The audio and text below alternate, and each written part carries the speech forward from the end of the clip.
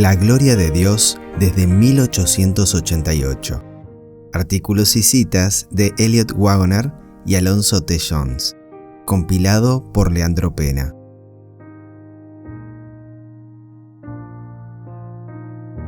Capítulo 3. Satanás tergiversó su carácter. Elliot Wagoner. Satanás, el gobernante de las tinieblas de este mundo, había hecho todo lo posible para engañar al hombre en cuanto al verdadero carácter de Dios.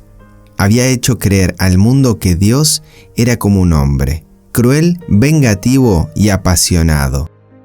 Incluso los judíos, el pueblo que Dios había elegido para ser los portadores de la luz al mundo, se habían apartado de Dios, y aunque profesaban estar separados de los paganos, estaban envueltos en las tinieblas paganas.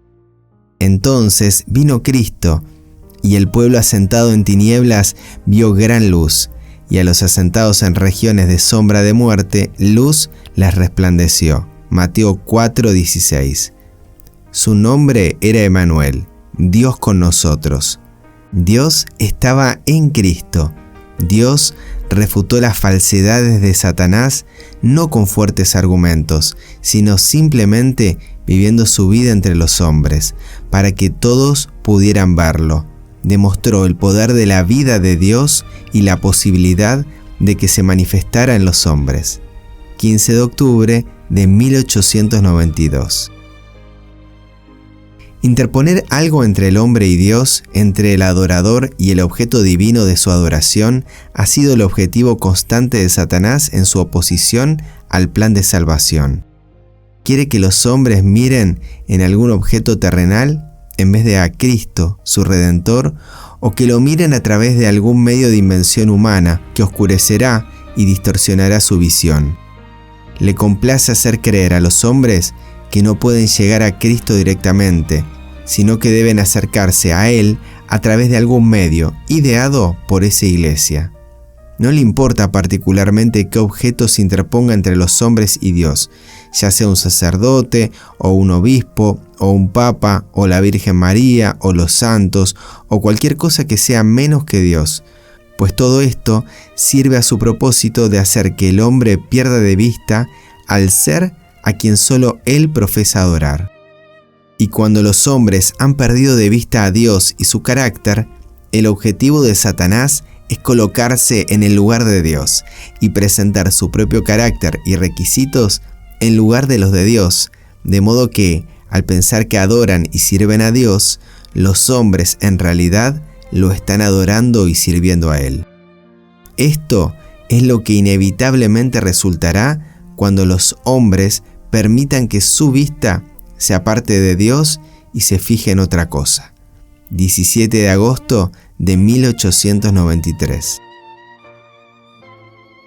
La obra de Satanás es engañar. No va por ahí abiertamente y obliga a los hombres a servirle y a hacer el mal y vivir una vida de pecado. No se le permite gobernar el mundo por la fuerza. Lleva a cabo sus oscuros designios por medio del engaño. Comenzó su obra de esta manera cuando engañó a la madre de la raza humana y la ha llevado a cabo de la misma manera desde entonces. Satanás ha tratado persistentemente de tergiversar ante el mundo el carácter de Dios, y es triste decirlo, pero sus esfuerzos han tenido mucho éxito. Ha logrado hacer creer a los hombres que Dios es un juez duro, severo e inexorable, que mira desde su trono en el cielo solo para descubrir las faltas y pecados de los hombres y castigarlos por su desobediencia. Se le representa como si siempre estuviera buscando algo que reprochar, como si sus pensamientos hacia los habitantes de la tierra fueran solo de venganza y del día del juicio venidero, cuando pueda derramar su ira sobre un mundo malvado. Con esta falsa concepción en sus mentes, los hombres han tenido poca disposición para amar a Dios con todo el corazón, la mente y las fuerzas, que es el primer y gran mandamiento. Pero el diablo no se contenta con tergiversar el carácter y el gobierno de Dios. Para facilitar su obra de engaño, también se ha tergiversado a sí mismo. Al diablo no le importa el mal nombre que tenga entre los hombres. No le importa la apariencia de ser objeto de aversión y aborrecimiento universales, con tal de ser el Dios de este mundo, y aquel a quien los hombres honran y sirven en realidad. Así que se ha pintado a sí mismo con los colores más negros y ha preparado una concepción en la mente popular que lo retrata como un ser horrible con cuernos, pezuñas y cola y alas de dragón que se asocia con escenas de asesinato, disturbios y libertinaje, y otros crímenes atroces, pero no con nada que tenga una apariencia de moralidad y respetabilidad. Los hombres esperan que esté en la taberna, en el infierno del juego y en un callejón oscuro donde los hombres acechan para robar y asesinar, pero no en el salón, ni en el púlpito, ni a la cabeza de una organización compuesta por personas educadas y refinadas. Por eso no lo buscan en esos lugares, y sus sugerencias son recibidas sin sospecha alguna de la verdadera fuente de la que proceden. La verdad es que no hay lugar en la tierra que goce de inmunidad contra la presencia de su satánica majestad, ni persona o asociación de personas tan refinadas y respetables como para excluir sus visitas de su medio, o hacer que llame la atención con su disfraz. En resumen, no hay nadie que pueda ser más eminentemente refinado y respetable en apariencia que el mismo Satanás. Nadie puede hablar más elocuente o eruditamente o hacer una mayor profesión de piedad que él. Es un fácil citador de las Escrituras. Por supuesto que no aparece personalmente él mismo. Eso no es necesario, porque puede hacer su obra por medio de agentes humanos. Esto es lo que la Biblia dice al respecto, porque estos son falsos apóstoles, obreros fraudulentos, que se disfrazan como apóstoles de Cristo. Y no es maravilla, porque el mismo Satanás se disfraza como ángel de luz. Así que no es extraño si también sus ministros se disfrazan como ministros de justicia, cuyo fin será conforme a sus obras. 2 Corintios 11, 13 al 15. Así, mientras los hombres consideran a Satanás como un ser horrendo, con los tradicionales cuernos, pezuñas y cola, él los engaña disfrazado de ángel de luz. Y tan perfectamente puede disfrazarse que no es posible determinar por las apariencias si lo que parece ser un ángel de luz lo es en realidad o si es Satanás mismo. Y los que no tienen mejor método que este para averiguar la verdad, con seguridad serán engañados. Satanás es sin duda tan negro de carácter como la imaginación humana lo ha pintado, pero su carácter rara vez se muestra en su apariencia. Satanás, que una vez fue un ángel poderoso en el cielo, aunque caído, sigue siendo un ángel. Solo hay una manera de detectar y escapar a sus engaños, y es apoyarse en la palabra inspirada y dejarse guiar por ella, a la ley y al testimonio. Si no dijeren conforme a esto, es porque no les ha amanecido. Isaías 8:20. Esa palabra, ese testimonio, es la palabra de Dios, la Biblia. De cualquier fuente que parezca provenir una cosa, o por especiosa o plausible que sea su apariencia, o cualquiera que sea su pretendido objetivo, si no está en armonía con las declaraciones de la palabra de Dios, no es más que una mentira, un engaño del gran engañador. 7 de septiembre de 1893. Pero, ¿qué es la verdad? Esta pregunta se responde en la oración de Jesús por sus discípulos registrada en Juan 17:17. Santifícalos en tu verdad, tu palabra es verdad. Hay una gran controversia entre la verdad y el error, representados por las fuerzas de Dios y de Satanás. El carácter de Dios y la justicia de sus tratos con sus criaturas están en juicio ante el universo. La rebelión de Satanás se basa en su afirmación persistentemente sostenida desde que fue pronunciada por primera vez en el cielo de que Dios es injusto y que su sistema de gobierno es defectuoso. Jesucristo vino al mundo para demostrar a todas las inteligencias que Dios es amor y que la justicia y el juicio son el cimiento de su trono. Salmos 89:14. Por eso fue que el coro celestial cantó en el nacimiento de Cristo: gloria a Dios en las alturas, y en la tierra buena voluntad para con los hombres. 14 de diciembre de 1893. Por supuesto que la idea de una propiciación o sacrificio es que hay ira que aplacar, pero observe especialmente que somos nosotros los que exigimos el sacrificio y no Dios. 30 de agosto de 1894. Hemos dejado el asunto de la reconciliación justo donde las Escrituras lo han puesto, y aunque tiene mucho que decir sobre la necesidad de que el hombre se reconcilie con Dios, ni una sola vez insinúa tal cosa como la necesidad de que Dios se reconcilie con el hombre. Insinuar la necesidad de tal cosa es formular una grave acusación contra el carácter de Dios. La idea ha llegado a la Iglesia cristiana desde el papado, que a su vez la trajo del paganismo, en el que la única idea de Dios era la de un ser cuya ira debía ser aplacada mediante sacrificios. 21 de septiembre de 1893. El carácter de Dios está ahora en juicio. El acusador de los hermanos es, sobre todo, el acusador de Dios. Es un mentiroso desde el principio, y en su primera mentira en la tierra dio falso testimonio contra Dios. Hablando de manera insinuante, dijo a la mujer: ¿con que Dios os ha dicho no comáis de todo árbol del huerto? Su pregunta implicaba una acusación de poder arbitrario, de tiranía, y estaba calculada para despertar insatisfacción y desconfianza en la mente de la mujer.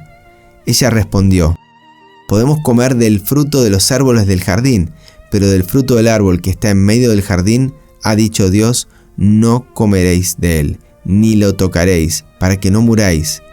No moriréis, fue la pronta respuesta.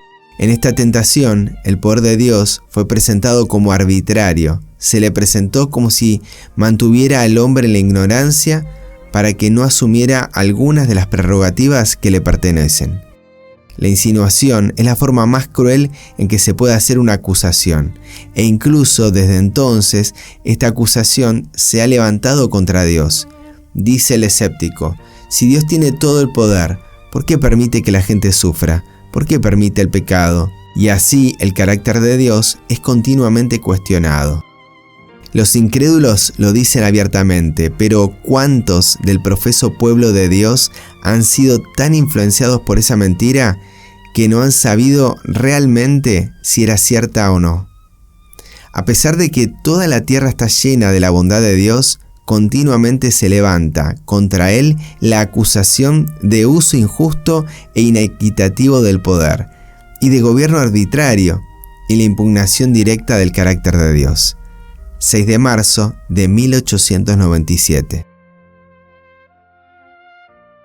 Pero la obra de Juan el Bautista fue también un cumplimiento directo de la profecía de Isaías. Voz que clama en el desierto: preparad camino a Jehová, ved aquí al Dios vuestro.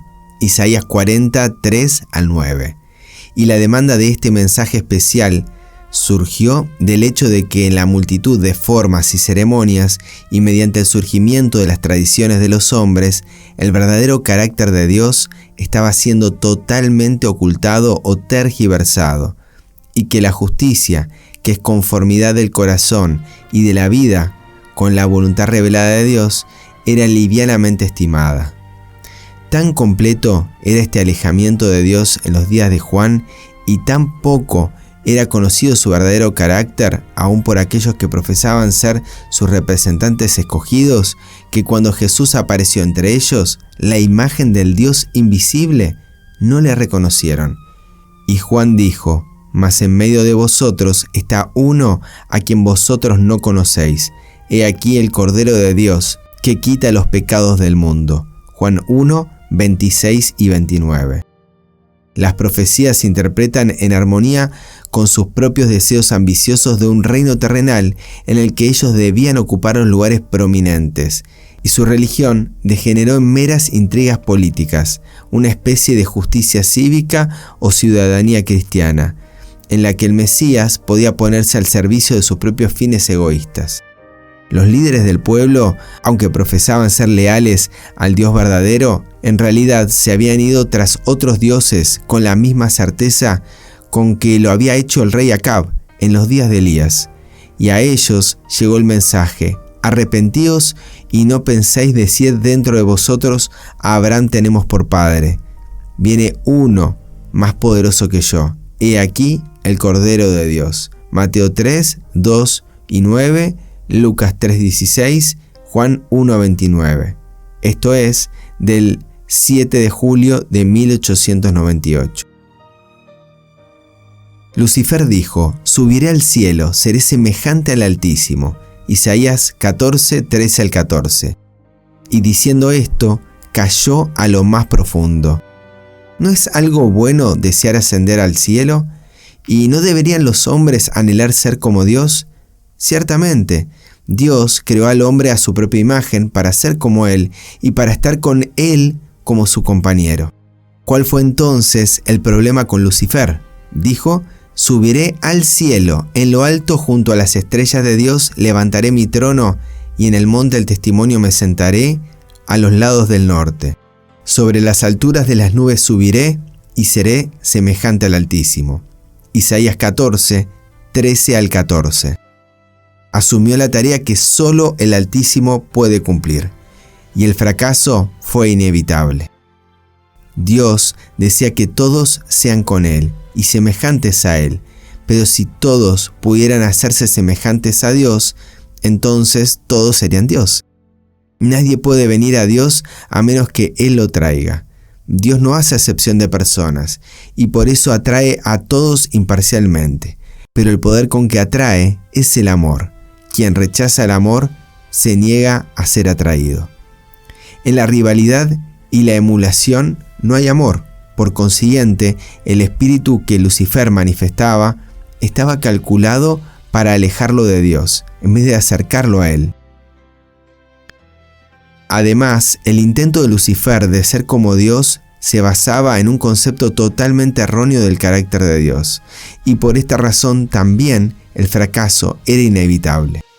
Porque dijo así el alto y sublime, el que habita la eternidad y cuyo nombre es el Santo: yo habito en la altura y la santidad, y con el quebrantado y humilde de espíritu, para hacer vivir el espíritu de los humildes y para vivificar el corazón de los quebrantados. Isaías 57:15. Y a la honra precede la humildad. Proverbios 18:12. Dios es grande porque es manso y humilde de corazón. Mateo 11:29, 28 de julio de 1898. Esa última palabra, justificado, dirige nuestra atención a los puntos del caso. Desde el principio se ha puesto en tela de juicio el carácter de Dios. Satanás y sus seguidores han tratado de justificar su rebelión contra Dios acusándolo de injusticia, indiferencia hacia el bienestar de sus súbditos, crueldad y duro despotismo. Vemos todo esto expuesto en la tentación con que Satanás indujo a Eva a tomar el fruto prohibido. El hebreo de las palabras traducidas de Génesis 3:1, con que Dios os ha dicho no comáis de todo árbol del huerto, no está en ninguna manera plenamente expresado por esa traducción. La pregunta de la serpiente va acompañada de una burla encubierta, un gesto desdeñoso, cuando dice: ¿es así que Dios ha dicho, no comeréis de todo árbol del jardín? El tentador parece dudar incluso de que Dios sea capaz de hacer algo tan mezquino como eso, implantando así arteramente en la mente de Eva la idea de que ha sido tratada injustamente.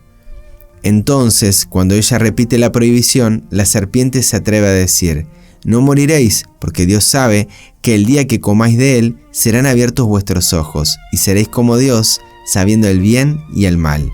Le hizo creer que Dios le había engañado al decirles que morirían si comían de aquel árbol, y que les había contado esa historia simplemente para asustarlos y que se alejaran, porque sabía que si comían del fruto serían iguales a él, y así perdería su prestigio y autoridad sobre ellos. Al insinuar que Dios se exalta a costa de ellos, El adversario hizo que ella se sintiera abusada y que imaginara que había encontrado en la serpiente un amigo que le ayudaría a asegurar sus derechos. Desde aquel día hasta hoy, Dios ha sido calumniado y voluntariamente mal interpretado. La acusación de injusticia de Satanás ha sido repetida por los hombres y sus insinuaciones han calado tan hondo en la mente del mundo que ni siquiera parece cosa tan temible que los profesos seguidores del Señor pongan en dudas sus tratos para con ellos. Toda duda no es más que el eco de las palabras con que Satanás tentó a pecar a nuestros primeros padres. 5 de octubre de 1899. Alonzo T. Jones. Habían recibido interpretaciones no santificadas y confusas de la ley que les había dado Moisés. Habían añadido tradición a la tradición. Habían restringido la libertad de pensamiento y acción hasta que los mandamientos, ordenanzas y servicios de Dios se perdieron en una incesante ronda de derechos y ceremonias insignificantes. Su religión era un yugo de esclavitud. Los puntos de vista del pueblo eran tan estrechos que se habían convertido en esclavos de sus propios reglamentos inútiles.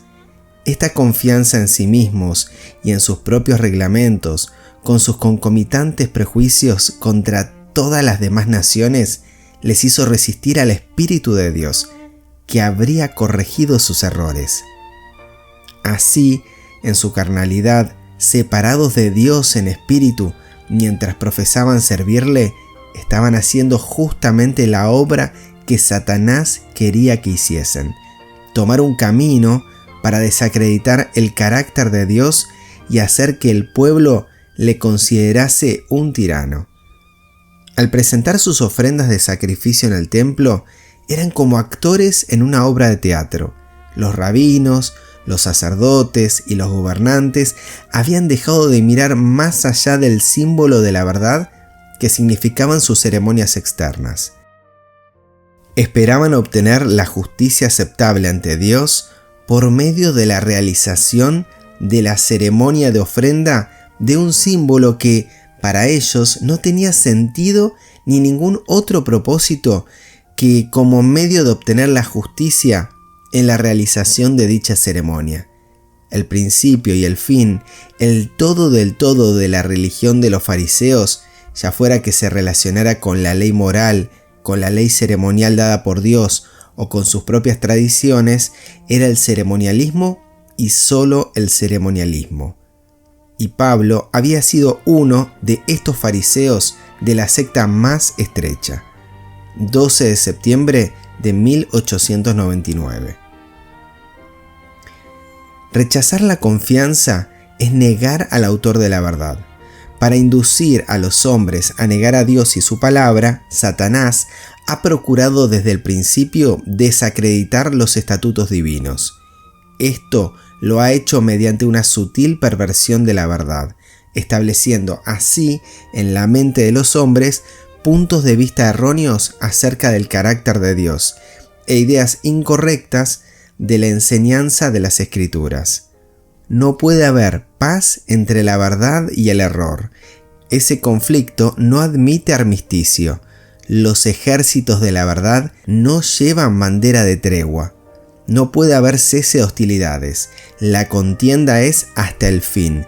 Es una lucha entre los estatutos del hombre y la ley divina de Jehová, entre la verdad religiosa de la palabra de Dios y el error religioso de la fábula y la tradición humanas. ¿Cuál será el resultado? La verdad vencerá, el error será vencido. Se iniciarán las edades eternas de Dios. 3 de mayo de 1894. Su acto de misericordia honró el día, mientras que aquellos que se quejaban de él con sus muchos ritos y ceremonias inútiles deshonraban ellos mismos el sábado. Los judíos acusaron a Cristo de pisotear el sábado, cuando solo trataba de restaurarlo a su carácter original. Las interpretaciones dadas a la ley por los rabinos, todas sus minuciosas y onerosas exacciones apartaban al sábado de su verdadero objeto y daban al mundo una falsa concepción de la ley divina y del carácter de Dios. Sus enseñanzas representaban virtualmente a Dios dando leyes que era imposible para los judíos y mucho menos cualquier otro pueblo obedecieran. Así, en su mundanalidad, separados de Dios en espíritu, mientras profesaban servirle, estaban haciendo justamente la obra que Satanás deseaba que hiciesen: seguir un curso para desacreditar el carácter de Dios y hacer que el pueblo lo considerase un tirano, pensar que la observancia del sábado, tal como Dios la exigía, hacía al hombre duro de corazón, insolidario y cruel. Cristo no vino a hacer a un lado lo que los patriarcas y profetas habían dicho, porque Él mismo había hablado a través de estos hombres representativos. Él mismo fue el originador de toda verdad. Cada joya de la verdad provenía de Cristo, pero esas gemas inestimables habían sido colocadas en falsos engastes. Su preciosa luz había sido hecha para servir al error. Los hombres las habían tomado para adornar la tradición y la superstición. Jesús vino para sacarlas de los falsos engastes del error y colocarlas en el marco de la verdad. 5 de marzo de 1895. Ahora queremos estudiar por un momento lo que era esa ministración de muerte. En castellano dice: el ministerio de muerte escrito y esculpido en piedras era glorioso. En alemán, la administración que por medio de la letra mataba, la administración de la letra que era muerte, estaría literalmente en armonía con la nuestra. La administración de la letra que era muerte era gloriosa. Ahora bien, si sabemos lo que era esa administración de muerte, entonces podemos seguir con el resto del texto y leer toda la historia. Para que podamos comprender mejor lo que es el ministerio de la muerte, leeré de unas líneas del testimonio de Jesús. Los dirigentes judíos estaban llenos de orgullo espiritual. Su deseo de glorificar al yo se manifestaba aún en el ritual del santuario. Entonces, según esto, ¿cuál era su servicio del santuario? ¿Qué clase de servicio era? Era una administración del yo. ¿No es así? Pero, ¿qué es el yo? Es enemistad, es pecado. ¿Cuál es su fin? La muerte. Entonces, ¿cuál era el ministerio de muerte? ¿Cuál era la administración de la letra de esa cosa sin ver lo que significaba? Era solo muerte, no había salvación en ella. Lo veremos con más detalle a medida que avancemos. Así, en su mundanalidad, separados de Dios en espíritu, mientras profesaban servirle, estaban haciendo precisamente la obra que Satanás deseaba que hicieran. En el santuario, al ofrecer los sacrificios, ¿a quién servían? A Satanás. ¿Qué era entonces la administración? No podía ser otra cosa que una administración de muerte. Estaban haciendo justamente la obra que Satanás deseaba que hicieran, tomando un curso para desacreditar el carácter de Dios y hacer que la gente lo viera como un tirano. En su ministerio, en su ejecución de los servicios, estaban tomando tal curso y dando a la gente la impresión de que Dios es un tirano. Y tal ministerio solo podía ser un ministerio de muerte, condenación, el ministerio de la condenación. Al presentar sus ofrendas de sacrificio en el templo, eran como actores en una obra de teatro. Todo esto proviene del espíritu de profecía. ¿Cuál era la adoración entonces? ¿Cuál era el ministerio?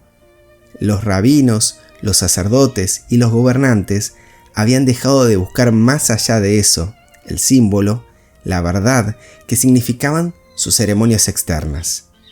Abril de 1895. Hasta aquí hemos leído La Gloria de Dios desde 1888, artículos y citas de Elliot Wagoner y Alonzo T. Jones, compilado por Leandro Pena, disponible en el sitio web maranatamedia.net. Que Dios te bendiga.